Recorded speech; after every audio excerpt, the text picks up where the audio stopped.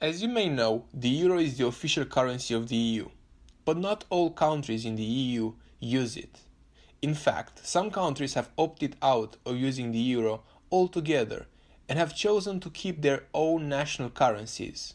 So why is this the case? It can be one of three reasons. The first reason is that adopting the euro requires a country to meet certain economic criteria, such as low inflation and a stable exchange rate. This can be a challenging process, especially for countries that have weaker economies.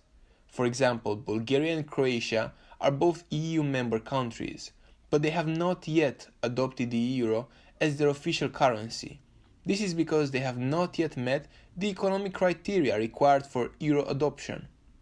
Now, another reason why some countries may choose to keep their own national currencies is that it allows them to maintain their own unique cultural identities. The euro is a shared currency that is used by many different countries, and adopting it may mean giving up some elements of a country's unique cultural identity.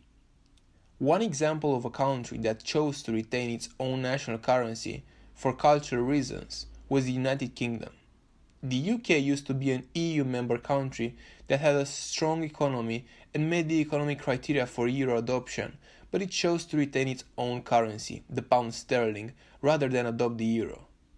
This is because the pound sterling was closely tied to the UK's cultural identity and was seen as an important symbol of the country's independence and sovereignty. But the current example of a country that has chosen to retain its own national currency for cultural reasons is Denmark. Denmark is an EU member country that has a strong economy and meets the economic criteria for euro adoption. But it has chosen to retain its own currency, the Danish krone, rather than adopt the euro. The Danish krone is closely tied to Denmark's cultural identity and is seen as an important symbol of the country's independence and sovereignty, or that's what they say. It's important to note that while retaining a national currency can be seen as a way to maintain cultural identity, it also has economic costs and benefits.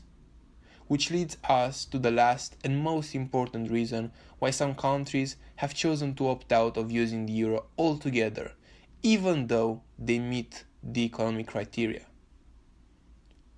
Essentially, having a national currency allows more control over national monetary policies. Countries that retain their own national currencies have the ability to set their own monetary policy, such as setting interest rates and controlling the supply of money through their central banks.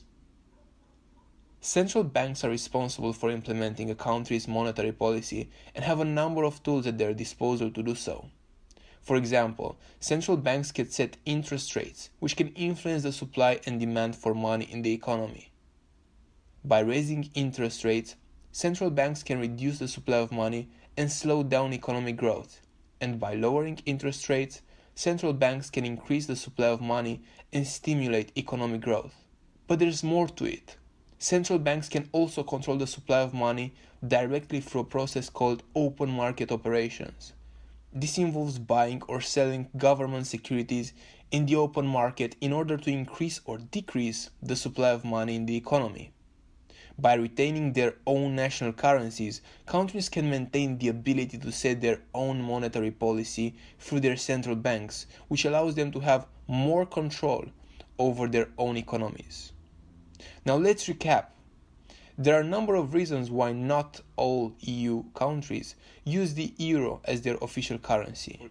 Some countries have not yet met the economic criteria required for euro adoption, while others have chosen to maintain their cultural identities or opt out of using the euro to retain control over their own monetary policy.